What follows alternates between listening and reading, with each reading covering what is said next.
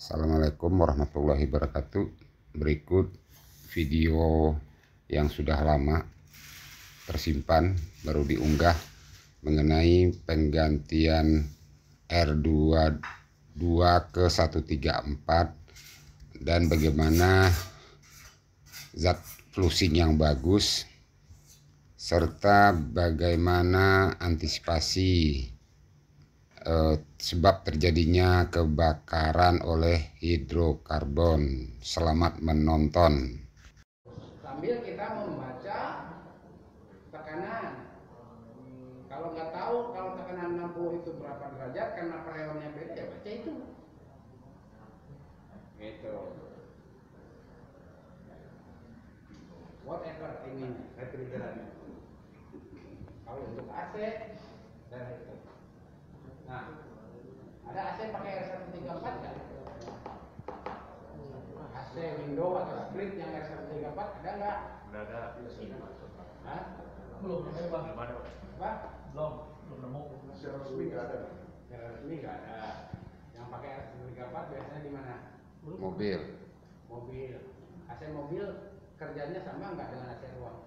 sama kerjanya. Nah, sama. Oke. Jadi kalau tadi R22 untuk AC itu ya kita sebut persis 60 lah gitu ya. Rata-rata naik turun memang 65 sampai 70 boleh.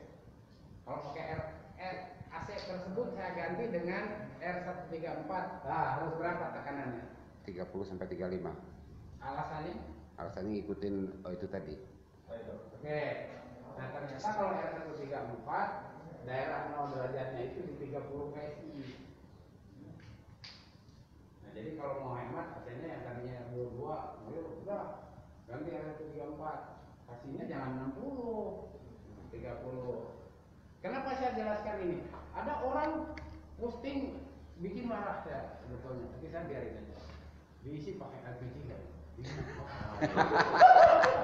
Hematnya 50%. Ya oke. Untung nggak ada di depan saya. Orang diginiin depannya. Seperti apa lu? Gitu kan? Itu banyak bahas itu di asosiasi juga. Itu makanya saya sering baca. Tapi saya nggak mau komen kalau orang-orang yang ngeyel seperti itu. Saya nggak mau ngajarin orang yang ngeyel, titik. Iya. Nggak akan benar selamanya. Ngajarin saya ngeyel bagus. Nah, ya kalau itu mah gampang nih, marah aja. Nah, tadi aja kan gitu ya, Martin. Pegawai baru saya lagi belajar motong pipa. Nah, itu kan pakai orang setahun. Ini serang langsung ini mah. Serang langsung ya. Ya, ini kelompok kita. Kelompok kita yang mau belajar benar boleh berdiskusi seperti ini. Kalau yang ini no out. Belajarnya sana. Pipa kapiler aja 158. Nah, belajarnya sih punya apa? Orang Putar tuh ya, Pak. apa katanya? Nah, 134 perlu diganti olinya nggak kalau kita? Otomatis Hah? Dari R22 ke 134 kan perlu ganti olinya nggak? harus. Kan mineral sintetik beda. Jadi ya kalau kenapa itu bisa kita eksperimenkan? Misalnya ada satu rumah pakai AC 1 PK dijebret aja gitu. Kasihan padahal mau ganti ke setengah PK nggak punya duit. Ya caranya itu.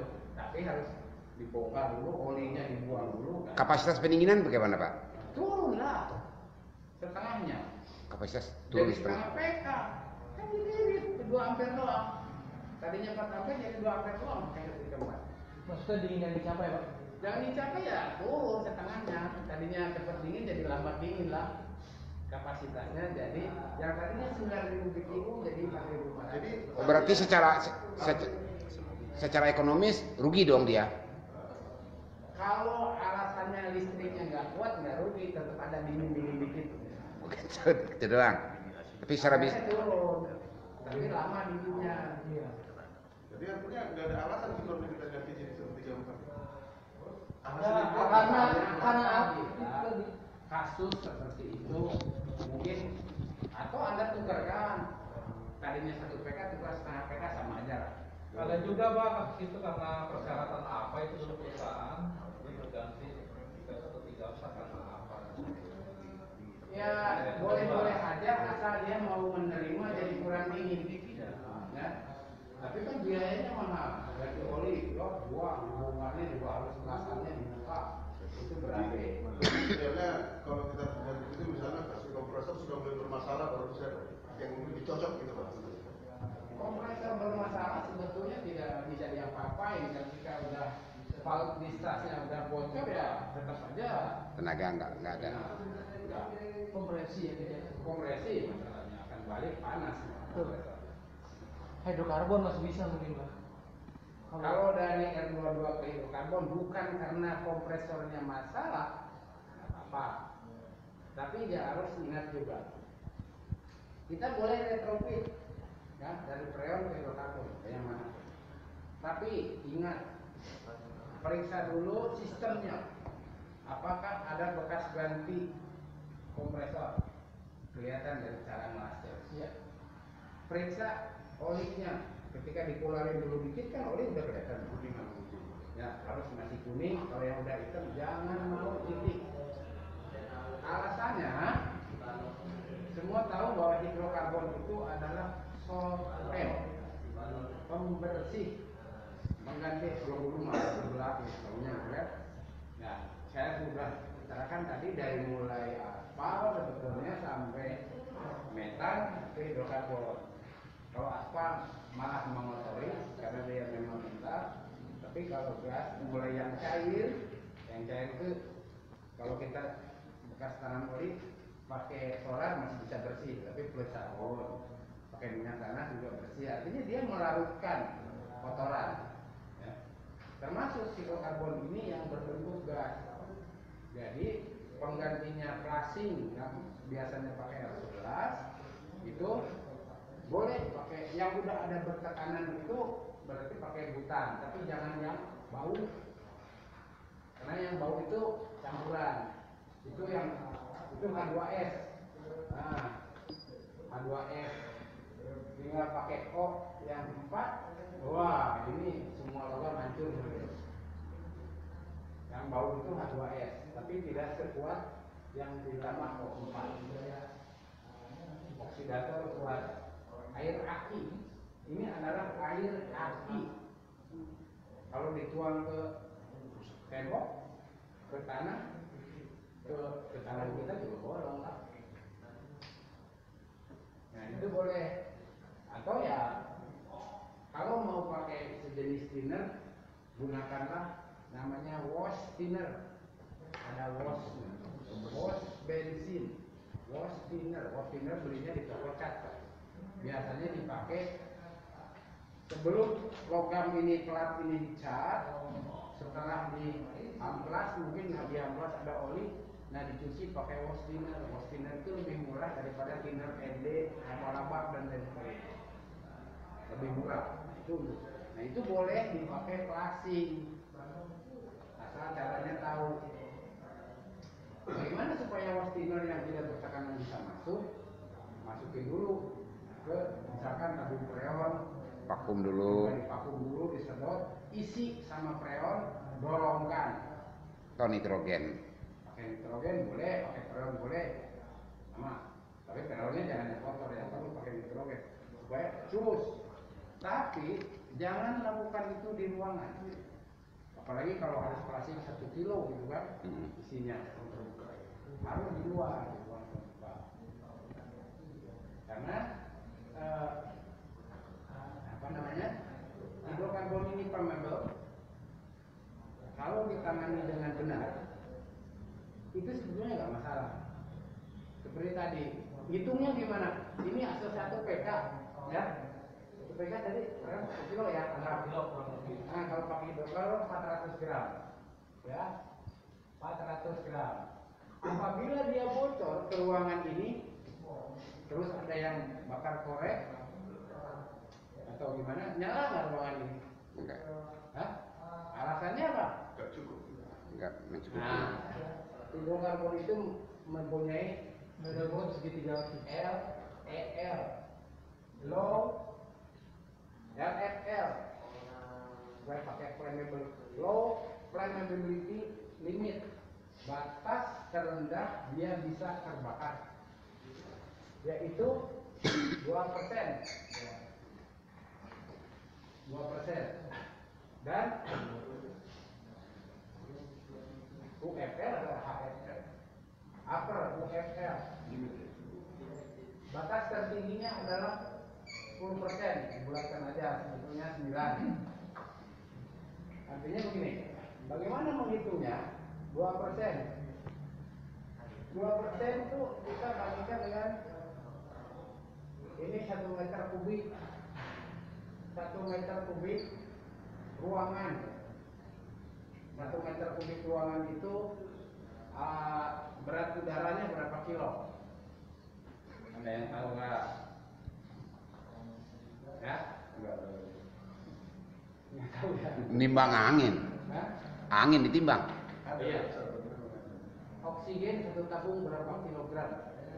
Satu tabung tersebut 3 kub. volumenya 40 liter, tekanannya 150 bar, itu berapa kilo? Kan jadi liquid ya Pak? Hah? Liquid ya jatuhnya, bukan udara lagi. Kan dipadatkan. Dipadatkan, tapi dia baru bisa cair di 1000 bar. Bisa guber. Nah, padahal ini tabung cuma 150. Artinya isi tabung tersebut adalah 6 kg. Karena volumenya 40 liter kali volumenya 40 liter kali 150 bar. Itu 6 kubik oksigen isinya. Padahal tadi udah jemput nggak lupa dia. Isinya 6 kubik. Gitu. Ambil bulatnya saja, berat jenisnya 0,001, berarti dia 1 kubiknya 1 kilogram. Nggak persis deh, tapi 1 kubik 1 kilogram. Nah kalau hidrokarbon 2%, artinya ini per kubik ruangan harus 40 gram, ya. Per kubik ruangan 40 gram baru bisa mulai menyala. Maksimumnya di berapa? 10%. 200 gram, ya, kali 5. Nah kita tinggal hitung ruangan ini 5 ya, 5 meter kali berapa nih? 6 kali 5. 6 kali 5 itu 30 kali 3. 30. Tinggi deh berapa? 3. Anggap 3 dulu. Hah? Anggap 3 dulu. 3 ini mah tinggi tuh. Ya anggap 3 aja dulu. Jadi 6 kali 5 kali 3 berapa? 6 kali 5 3 9. 90 kubik. 90 Mas. 90 kubik. Enggak, 90 kubik. Iya kan kalau kubik-kubik itu saya geometri pintar Pak. Kalau 90 meter kubik kali 40 gram berapa? 9 kali 4 36. 360. 3.600 gram, 3,6 kilo. Nggak mungkin ya. Jadi bisa kebakar nggak kalau ini bocor semua 400 gram? Enggak lah. Nah itu standar internasional. Ini bukan SNI Indonesia. Standar internasional kita hanya boleh menggunakan 1/5 dari LEL. Jadi hanya boleh menggunakan 8 gram per meter kubik. Jadi kalau ini kali 8 berapa?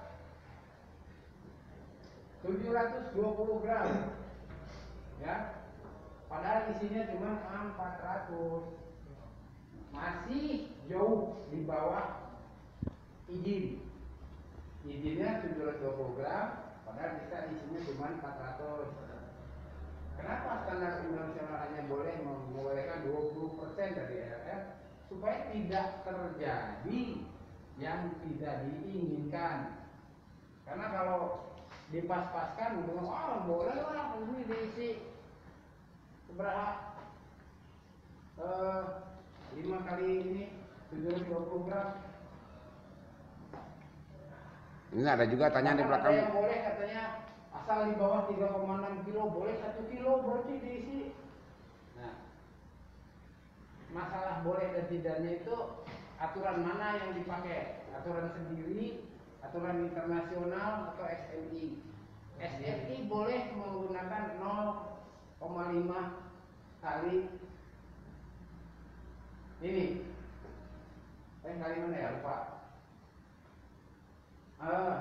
Sama dengan inilah kalau nggak salah.